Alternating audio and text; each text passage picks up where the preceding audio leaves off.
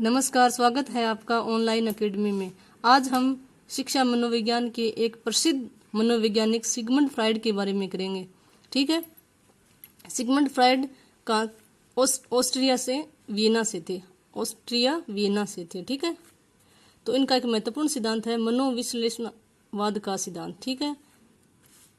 ये बहुत ही इम्पोर्टेंट, बहुत ही इंटरेस्टिंग सिद्धांत है सिगमंड फ्राइड का। ठीक है। तो फ्राइड के अनुसार व्यक्ति के व्यवहार के पीछे एक मानसिक शक्ति काम करती है, जिसे जीवन इच्छा या लिबिडो कहते हैं, काम वृत्ति।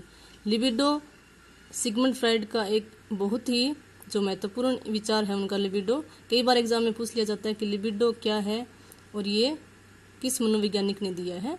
तो लिबिडो क्या है? काम वृत्ति है। ठीक है। तो यह शक्ति लैंगिक है, सेक्सुअल है।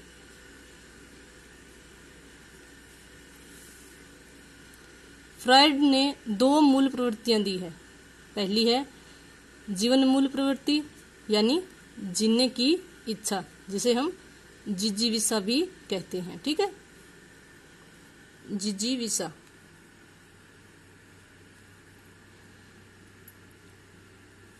इसमें क्या आता है? जीने की इच्छा में क्या आता है? प्रेम, आत्म संरक्षण आता है, और यौन प्रेम इसमें आता है, जिसे हम इरोस कहते हैं। ठीक है। दूसरी कौन सी है? मृत्यु मूल प्रवृत्ति, यानी मरने की इच्छा, जिसे हम मुमूर्षा भी कहते हैं। ठीक है। तो यह क्या है? विध्वंसकारी है। इसमें मरने की इच्छा और जो है ऐसे विचार आते हैं। तो यह जैसे काम संतुष्टि हो गई, तो काम संतुष्टि को यानी मृत्यु की मूल प्रवृत्ति को फ्राइड ने थेनाटोस कहा है।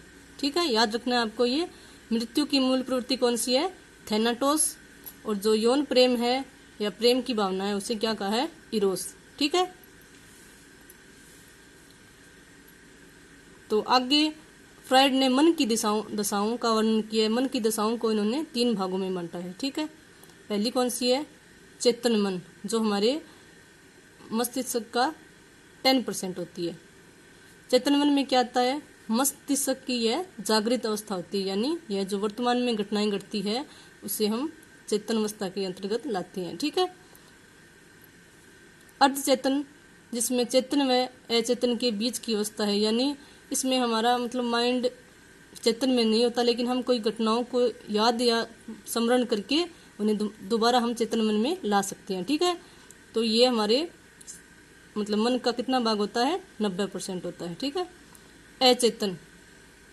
अचेतन मन की वह दशा है जिसमें कटु अनुभूतियां, दुखद बातों और अतृप्त इच्छाओं का भंडार होता है। यह हमारे मन में मतलब ये जो विचार होते हैं, इनको हम याद करके अपने चेतन मन में नहीं ला सकते।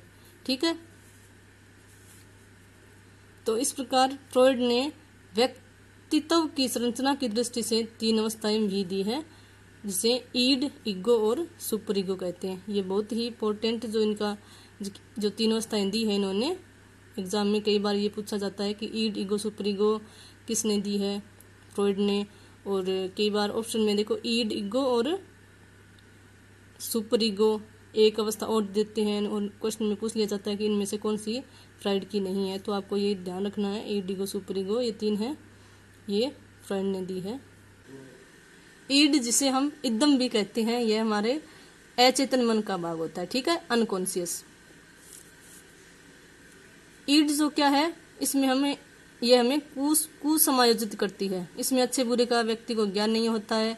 सुखवादी सिद्धांत है, जैसे मिले उसे वैसे मतलब जो चाहता है उसे किसी भी तरह हासिल करना है, इसलिए यह सुखवादी सिद्धांत है।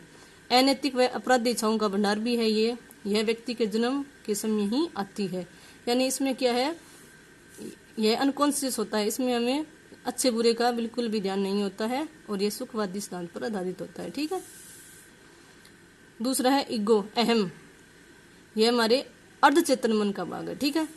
यह ईड व पराहम यानी सुपर ईगो, ईड और सुपर ईगो के बीच का जो है भाग है ये, और यह हमारे दोनों ईड और सुपर ईगो के बीच संतुलन का कार्य करता है, जैसे एडजस्टमेंट का काम करता है दोनों के बीच में। ठीक है। इसे मानवतावादी सिद्धांत भी कहते हैं। पुलिसमैन का भी कार्य करता है। वास्तविकता के नियम पर भी यह आधारित है, यानी यह दोनों के बीच में संतुलन का कार्य करता है। ईड में क्या है कि हम कोई भी कार्य मतलब कैसे ही हमें कोई चीज को पाना है, ठीक है।